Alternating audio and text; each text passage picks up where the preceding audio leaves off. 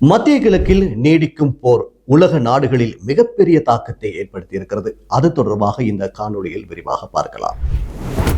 ஈரானுக்கு எதிராக America, Israel ஆகிய நாடுகள் ஒன்றிணைந்து தாக்குதலை ஆரம்பித்தன. கடந்த மாதம் 28 ஈரான் மீது மிகப்பெரிய தாக்குதலை அமெரிக்காவும் இஸ்ரேலும் நடத்தியது. அந்த தாக்குதல் மிக குறுகிய காலத்திற்குள் நிறைவடைந்துவிடும் என்று எதிர்பார்க்கப்பட்டது. ஆனால் 2 வாரங்களை கடந்தும் அந்த போர் தற்போது நீடித்து வருகிறது.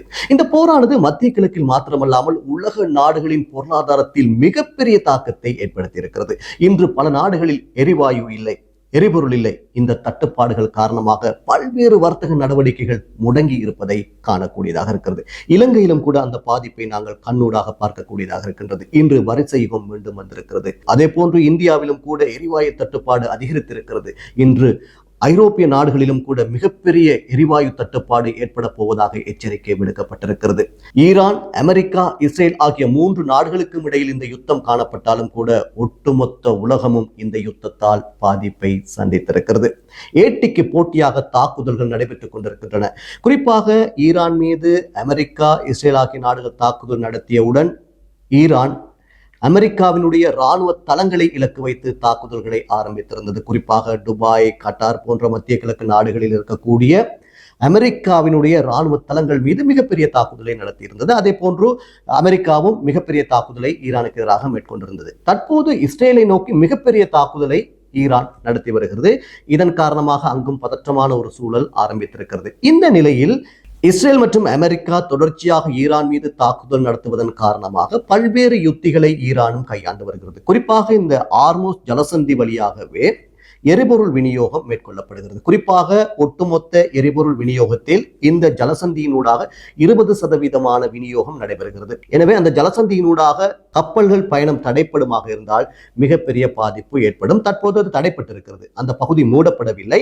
ஆனால் அந்த பகுதியினூடாக பயணிப்பதற்கு கப்பல் நிறுவனங்கள் பயப்படுகின்றன. காரணம், அந்த ஜலசந்தியினூடாக பயணிக்கும் கப்பல்கள் மீது தாக்குதல் நடத்தப்படுகின்றன.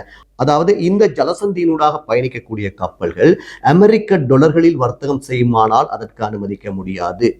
சீனாவினுடைய யுவானில் கொள்வனவு செய்தால் அதற்கு அனுமதிக்க முடியும் என்று ஈரான் தெரிவித்திருக்கிறது.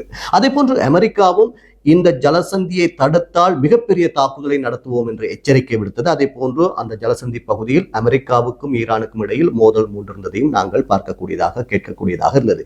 இது இப்போது மிகப்பெரிய தாக்கத்தை ஏற்படுத்தி இருக்கிறது. குறிப்பாக எரிபொருள், எரிவாயு என்பன பல்வேறு வர்த்தக நடவடிக்கைகளோடு தொடர்புபட்ட ஒன்றாக இருப்பதன் காரணமாக மேலும் பல பொருட்களுடைய விலைகள் அதிகரிப்பதற்கான சாத்தியக்கூறுகள் காணப்படுகின்றன. எனவே மிகப்பெரிய பாதிப்பு, குறிப்பாக இந்த ஹார்முஸ் ஜலசந்தியினூடான கப்பல் போக்குவரத்து தடைப்படுமாக இருந்தால் எரிபொருள், எரிவாயு மாத்திரமல்லாமல் உணவு, மருந்துகள் உள்ளிட்ட பல பொருட்களுக்கு தட்டுப்பாடு ஏற்படும் என ஐநா அறிவித்திருக்கிறது.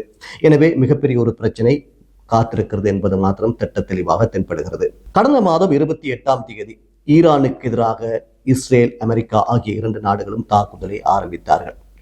தற்போது ஏட்டிக்கு போட்டியாக இந்த போர் நடைபெற்று வரும் சூழலில் போரை நீங்களே ஆரம்பித்தீர்கள், நாங்கள் ஆரம்பிக்கவில்லை. எனவே போரை முடிப்பது எங்கள் கைகளில் தான் இருக்கிறது என்று ஈரான் எச்சரிக்கை விடுத்திருக்கிறது.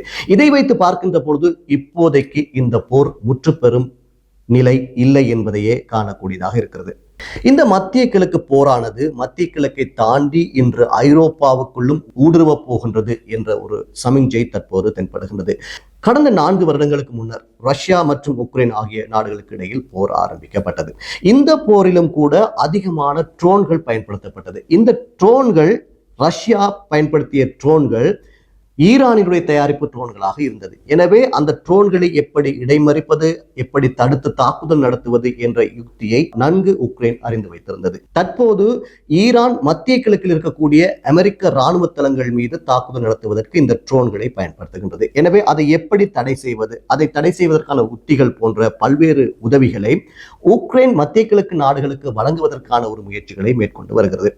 இது மிகப்பெரிய ஒரு அச்சநிலையை ஏற்படுத்தியிருக்கிறது. அதாவது இப்படி உக்ரைன் மத்திய கிழக்கு நாடுகளுக்கு உதவுமாக இருந்தால் அது நேரடியாக ஈரானோடு மோதல் செய்வதற்கு சமன் என்று தெரிவித்திருக்கக்கூடிய ஈரான் அப்படி நடக்கின்ற பட்சத்தில் உக்ரைனுக்கு எதிராக தாக்குதல் நடத்த வேண்டி ஏற்படும் என்றும் எச்சரிக்கை விடுத்திருக்கிறது. எனவே இந்த யுத்தமானது படிப்படியாக நீண்டு சென்று உக்ரைனுக்கு எதிரான போராக மாறினால் இது ஒரு உலக போராக மாறுவதற்கான வாய்ப்பு காணப்படுகிறது. காரணம், ரஷ்யாவும் உக்ரைனும் ஏற்கனவே மோதி கொண்டிருக்கிறது.